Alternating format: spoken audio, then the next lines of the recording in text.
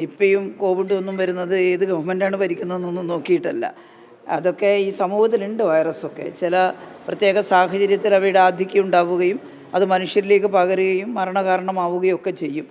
അപ്പോൾ കക്ഷിരാഷ്ട്രീയ ഭേദമൊന്നും നോക്കാതെ കൂട്ടായി അതിനെ നമ്മൾ എങ്ങനെയാണ് ജനങ്ങൾക്ക് ബുദ്ധിമുട്ടില്ലാതെ നോക്കുക എന്ന രീതിയിൽ ഇടപെടുകയാണ് വേണ്ടത് എന്നുള്ളതാണ് എൻ്റെ അഭിപ്രായം. ഭരിക്കുന്നവർ പ്രശ്നക്കാരായതുകൊണ്ടാണ് ഇനിയിപ്പോൾ വന്നത് എന്നാണ് അന്ന് മുരളീധരൻ.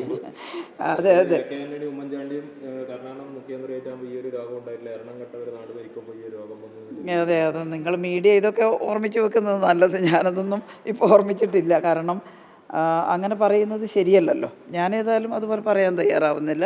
ഭരണമൊന്നും നോക്കിയിട്ടല്ല പകർച്ചവ്യാധികൾ വരും. പക്ഷേ ഒരു കാര്യമുണ്ട്, ആ പകർച്ചവ്യാധികളെ നേരിടാൻ ഇടപെടേണ്ടത് ഭരണക്കാരാണ്. അതിൽ നമ്മൾ പരാജയപ്പെട്ടാൽ നമ്മളെ ജനം കുറ്റപ്പെടുത്തും.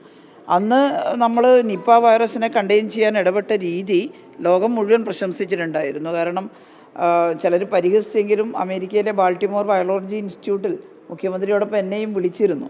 അവിടെ നിന്നൊരു ഫലകം ഞങ്ങൾക്ക് തന്നപ്പോൾ ഈ കുപ്പി കഷ്ണം വാങ്ങാനാണോ അവിടെ പോയെന്നൊക്കെ ചോദിച്ചിട്ടുള്ളത് കാര്യങ്ങൾ മനസ്സിലാക്കാതെയാണ്. പക്ഷേ അവിടെ റോബർട്ട് ഗാലോ അടക്കമുള്ള ശാസ്ത്രജ്ഞന്മാർ ഇരുന്നു കൊണ്ടാണ് ചർച്ച നടത്തിയത്. നിങ്ങൾ എങ്ങനെയാണ് പ്രതിരോധിച്ചത് എന്ന് പറഞ്ഞപ്പോൾ നമ്മളിവിടെ സ്വീകരിച്ച നടപടിക്രമങ്ങൾ അവരോട് സംസാരിച്ചു.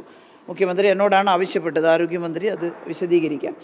അങ്ങനെ ഞാൻ വിശദീകരിച്ചപ്പോൾ ആ ശാസ്ത്രജ്ഞന്മാർ നമ്മളെ അഭിനന്ദിച്ചു. ഹൗ ഈസ് ഇറ്റ് പോസിബിൾ എന്നാണ് അവർ ചോദിച്ചത്, to contain the such kind of a virus in a short span of time. ഒരു ചെറിയ സമയത്തിനുള്ളിൽ അതിനെ കണ്ടെയ്ൻ ചെയ്യാൻ, അതും ഇത്രയും തിക്കിലി പോപ്പുലേറ്റഡ് ആയിട്ടുള്ളൊരു സ്റ്റേറ്റിൽ എങ്ങനെ സാധിച്ചു എന്നുള്ളത് അവർ ചോദിച്ചു.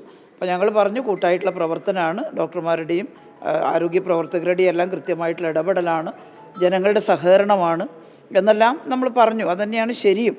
അപ്പോൾ അതാണ് നമ്മൾ പരാജയപ്പെടരുത്, ഇതിനെയെല്ലാം നിയന്ത്രിക്കാൻ എന്നുള്ളതാണ് ഗവൺമെൻറ്റിനെ സംബന്ധിച്ചിടത്തോളം നമുക്ക് പറയാനുള്ളത്.